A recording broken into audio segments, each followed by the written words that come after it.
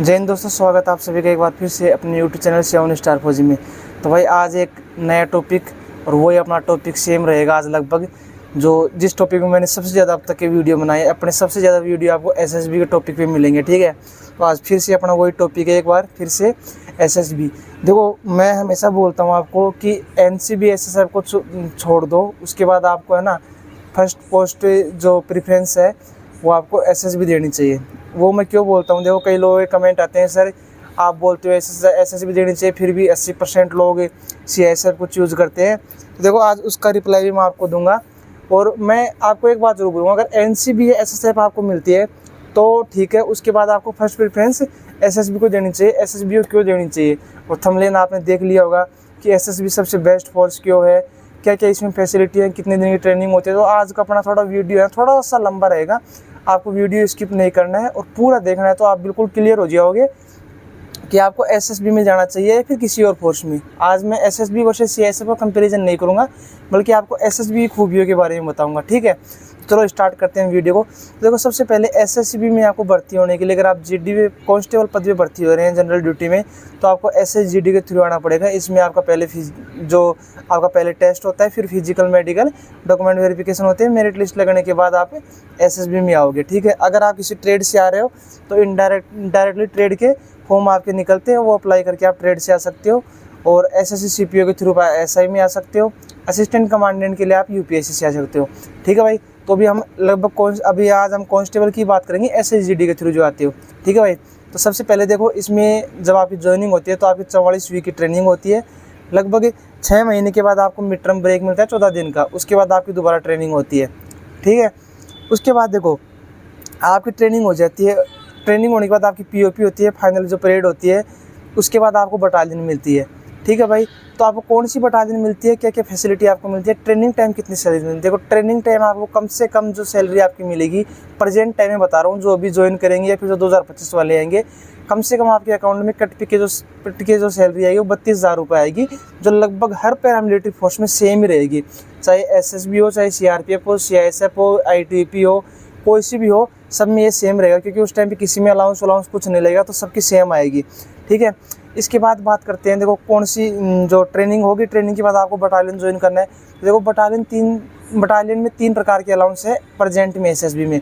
3 प्रकार के कौन कौन से अलाउंस हैं, देखो फर्स्ट जो अलाउंस है हार्डशिप अलाउंस है, वो है पहले जो 17,300 था, वो अभी बढ़ के 50% जब डी हो गया था तो बढ़ गया था, तो 25% बढ़ गया, तो वो हो गया आपका 21,625 पहले। उसके बाद 21,625 आपका एक अलाउंस है, सबसे ज़्यादा हाईएस्ट अलाउंस है एसएसबी में। ठीक है, उसके बाद जो आपका अलाउंस आता है वो आता है 12,500 रुपये। ठीक है, 12,000 कुछ जो होता है उसमें। उसके बाद आपका तीसरा जो अलाउंस आता है वो होता है 7,500 रुपये, जो पहले 6,000 था वो भी 7,500 रुपये हो गया है भाई। ये होता है आपका अलाउंस। ठीक है, आप किस एरिया में ड्यूटी कर रहे हो उस हिसाब से आपको अलाउंस मिलता है। देखो जैसे मान लो कोई बहुत हार्ड एरिया में, जैसे पहले मैं सिक्किम में था तो वहाँ पे हमारा 17,300 था, मतलब 21,600 कुछ। ठीक है, अभी यहाँ थोड़ा मतलब नॉर्मल एरिया है, बॉर्डर एरिया, तो यहाँ पे हमारा अलाउंस है 7,500 रुपये। तो ये आपका अलाउंस रहेगा। ठीक है, उसके बाद एक जो हम बात करते हैं, बहुत लोगों के कमेंट रहते हैं कि सर जैसे आप कश्मीर ड्यूटी होता है तो कितना अलाउंस मिलता है। तो देखो कश्मीर रहो चाहे आप नक्सलाइट एरिया छत्तीसगढ़ में रहो, हाईएस्ट अलाउंस जो एसएसबी का है वो इतना ही रहता है, 21,625। ठीक है, अब इसके अलावा जैसे अगर आप कश्मीर में रह रहे हो, अगर आप परमानेंट ड्यूटी रह रहे हो तो वैसे है, जैसे आपको वैली अलाउंस मिल जाता है कई बार। ठीक है, 45 रुपये जो वैली अलाउंस मिलता है वो ही मिल जाता है। जैसे मान लो आप किसी इलेक्शन ड्यूटी में, अमरनाथ ड्यूटी में कश्मीर में गए हो, तो भाई वहाँ पे आपको 21,625 मिलेगा, प्लस में पर डे का 625 रुपये आपका टीए मिलता है, वो आपको मिलेगा, प्लस में मंथली आपका जो वैली अलाउंस है 45 रुपये वो मिलेगा। तो मतलब कहने का मतलब मेरा ये है कि अगर जैसे मान लो आप 2024 में ट्रेनिंग करके आ रहे हो, ज्वाइन कर रहे हो एसएसबी में, और आप ज्वाइन करते अगर कश्मीर जाते हो, आपकी बटालियन जैसे मान लो किसी और स्टेट में है, लेकिन आप कश्मीर आउट ड्यूटी के लिए गए हो, तो आपके इन अकाउंट कट पिट के आपकी सैलरी कम से कम 65,000 मान के चढ़ना आप। ठीक है, क्योंकि 21,625 तो आपको वो मिलेगा, प्लस में आपको टीए मिलेगा 625 रुपये पर डे का। उसको नहीं जोड़ोगे ना आप, तो भी आपको 21,625 और 4,500 रुपये वैली अलाउंस जो भी ये मिलेगा ना, वो भी 65,000 रुपये आपका हो जाएगा। और अगर आप टीए भी जोड़ दोगे ना, तो आप मान के चलो आपकी 80,000 सैलरी बन जाएगी। ठीक है, लेकिन टीए बाद में आता है, वो बात की बात होती है। ठीक है, तो सैलरी का देखो मैं आपको क्लियर हो गया होगा सबसे हाईएस्ट अलाउंस एसएसबी में कितना है वो मैंने आपको बता दिया।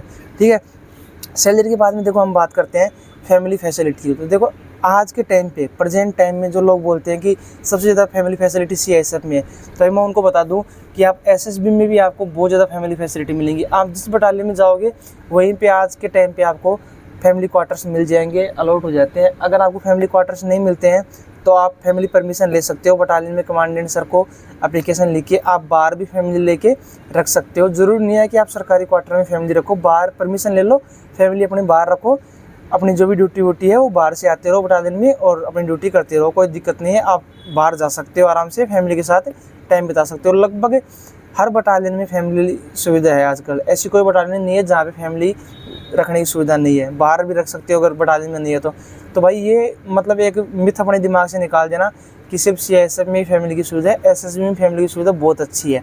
ठीक है भाई, ये बात होगी अपनी फैमिली लाइफ की। सैलरी की बात हो गई, फैमिली लाइफ की बात हो गई। अब बात करते हैं ड्यूटी की। तो देखो भाई ड्यूटी जो एसएसबी है ना, मुख्य रूप से 2 जगह ड्यूटी करती है, भारत नेपाल बॉर्डर, भारत भूटान बॉर्डर। ठीक है, जैसे भारत नेपाल बॉर्डर पे एसएसबी ड्यूटी करती है, यहाँ आपकी ड्यूटी होती है ना वो होती है 8 घंटे की ड्यूटी पर डे की। ठीक है, 8 घंटे की आपकी एक दिन की ड्यूटी होती है, 1-3 की जो गार्ड होती है मतलब 3 घंटे ड्यूटी, 6 घंटे आपका रेस्ट रहेगा। ये आपकी 8 घंटे की ड्यूटी एक दिन में रहती है। अगर इसके अलावा अगर आप ड्यूटी में नहीं हो, जैसे अब ऐसा तो है नहीं कि एक कंपनी में जितने बंदे हैं सबके सब ड्यूटी करेंगे, उसमें से कुछ बंदे ग्राउंड में भी रहते हैं। तो देखो ग्राउंड में क्या शेड्यूल होता है कि सुबह जैसे मान लो आप ट्रेनिंग करते हो, ट्रेनिंग के टाइम पीटी में जाते हो, वैसे नॉर्मल पीटी होती है, उसमें हल्की फुल्की कुछ वर्किंग होती है, या फिर आप जो एक्सरसाइज करना चाहते हो रनिंग वनिंग वो कर लेते हैं लड़के। ठीक है, उसके बाद आपका नाश्ता वास्ता होता है, तो 8 बजे आपका दोबारा फुल दिन होता है। दोबारा फुल दिन होने के बाद देखो आपको जो नॉर्मल रूटीन होता है, साफ़ सफाई कैंपस की, रख रखाव कैंपस का आपको वो करना होता है, तो आप 10-11 बजे तक फ्री हो जाते हो। उसके बाद आपका खाना वाना खा के रेस्ट वेस्ट करने का टाइम होता है, फिर आपको 3 या 4 बजे फिर वापस आपको फुल दिन होता है। उसमें आप नॉर्मल फिर वही थोड़ा कैंप का रख रखाव, जो कोई एक्सरसाइज करते हैं, जिम विम जाते हैं तो उनका वो अपना कर सकते हैं। तो मतलब अगर आप ग्राउंड में हो, ड्यूटी में नहीं हो, तो इसमें आपको बहुत टाइम मिल जाता है। हाँ, जैसे मान लो कहीं नाका पेट्रोलिंग होता है तो फिर वो बंदे का रूटीन अलग होता है। जैसे वो नाका जाते हैं, 8 घंटे का नाका होता है, 6 घंटे का होता है, वो नाका पेट्रोलिंग फिर अलग से होती है, सेपरेट होती है। ठीक है, ये आपका ड्यूटी का रूटीन होता है यहाँ पे। जैसे मान लो आप हिल एरिया में हो, जैसे सिक्किम, उत्तराखंड, सिक्किम, अरुणाचल प्रदेश उस साइड में हो, बर्फ़ वाले में हो, तो वहाँ पे आपको एलआरपी करनी पड़ती है। जैसे आपका बॉर्डर जितना आपकी मतलब बटालियन का बॉर्डर होता है, बीओपी कंपनी का बॉर्डर होता है, वो पूरा आपको चेक करना होता है कि आपके बॉर्डर एरिया में कुछ इलीगल गतिविधियाँ तो नहीं हो रही हैं, बॉर्डर पिलर के साथ कोई छेड़छाड़ नहीं कर रहा है, वहाँ पे वो आपको एलआरपी करनी होती है। ठीक है, और कुछ नहीं है भाई। जैसे सिक्किम में जो लोग बोलते हैं इसमें बर्फ़ में, भाई सिक्किम वहाँ पे आपको जो पढ़ने वाले लड़के हैं ना, उनके लिए मैं बोलूँगा कि जितने हाई रिस्क एरिया में जाओगे आप, उतना आपको पढ़ने ज़्यादा मौका मिलता है। जैसे सिक्किम में जाओगे आप पहाड़ी एरिया में जहाँ बर्फ़ रहती है, तो ये आपको वहाँ पढ़ने का बहुत मौका मिलेगा। ठीक है, जो बंदे ड्यूटी करते हैं वो ड्यूटी कर रहे हो आप आराम से, कोई दिक्कत नहीं है। ठीक है, जो एलआरपी जा रहे हो आप एलआरपी करके आ गए, फिर आपको रेस्ट मिल गया, जैसे मान लो जितने दिन का रेस्ट मिलता है वो रेस्ट मिल गया, फिर जैसे मान लो आपको अगले महीने नंबर आता है, तो भाई आपको पढ़ने का इतना टाइम मिलेगा ना कि बहुत ज़्यादा, मतलब अगर आप पढ़ना चाहते हो, आगे की तैयारी करना चाहते हो, तो एसएसबी में भाई बहुत टाइम मिलेगा आपको। अब ये मत बोलना कि एनसीबी एसएसबी से ज़्यादा मिलेगा, वो तो भाई अलग ही चीज़ है, उनकी छोड़ दो बात, लेकिन एसएसबी में बहुत टाइम आपको पढ़ने लिखने का मिलेगा। ठीक है भाई, इसके बाद हम बात करते हैं देखो और आपको क्या मिलती है सुविधा। वो सैलरी के बारे में एक और बता दूँ, जो आपका ड्रेस अलाउंस होता है एसएसबी, मतलब हर मिलिट्री में ये हो गया आजकल। पहले 10,000 रुपये था आपका, जुलाई महीने की सैलरी में आता था, अभी हो गया 12,500, 25% जो बढ़ गया। मैं बता रहा हूँ, अलाउंस भी बढ़ा है, ड्रेस अलाउंस सब बढ़ गया। तो आपका वो अलाउंस हो गया, ड्रेस अलाउंस 1 साल का 12,500 रुपये। दीपावली पे आपको दिवाली बोनस भी मिलता है। अगर आप ट्रेवलिंग कर रहे हो तो आपको जो एलटीसी परमिशन मिलती है, मतलब अगर जैसे आप पहाड़ी एरिया में हो तो साल में 2 बार ले सकते हो, मतलब बटालियन से घर जा रहे हो, घर से बटालियन आ रहे हो। ठीक है, फिर वापस बटालियन से घर गए, फिर वापस घर से बटालियन आए, तो इसका आपको पूरा पैसा मिलता है। ठीक है, अगर आप 4 साल तक एलटीसी नहीं लेते तो आप फैमिली को घुमाने जाते हो ऑल इंडिया कहीं भी, उसका पैसा भी आपको मिल जाता है। ड्यूटी का मैंने आपको बता दिया, ट्रेनिंग का मैंने आपको बता दिया। ठीक है, इसके बाद में मैंने सैलरी का आपको बता दिया और फैमिली फैसिलिटी का मैंने आपको बता दिया। अब ड्यूटी देखो एसएसबी की अलग से कहाँ ड्यूटी लगती है। जैसे अभी देखो एसएसबी की कहीं भी चुनाव होता है उसमें एसएसबी ड्यूटी लगती है, अमरनाथ यात्रा में एसएसबी ड्यूटी लगती है, कहीं भी कुछ दंगे वंगे होते हैं एसएसबी ड्यूटी लगती है, कहीं किसान आंदोलन कुछ भी हो रहा है तो एसएसबी ड्यूटी लगती है, 26 जनवरी गणतंत्र दिवस परेड, जो भी जितने भी होते हैं दिल्ली में, कोई भी छोटा मोटा कुछ भी काम होता है तो एसएसबी की ड्यूटी लगती है। अब देखो इसमें क्या फ़ायदा होता है, जैसे मान लो आप सैलरी ले रहे हो, आपकी सैलरी जहाँ जितनी बन रही है वो आपकी अलग है। अगर आप अपने बटालियन से आउट हो जाते हो, अगर आप वहाँ पे जा रहे हो आप अदर कोई ड्यूटी कर रहे हो तो आपको वहाँ पे 625 रुपये पर डे के मिलेंगे। 625 रुपये पर डे के मिलते हैं भाई, कम से कम एक महीने के 18 से 19 हज़ार रुपये आपके बनते हैं सैलरी के अलावा।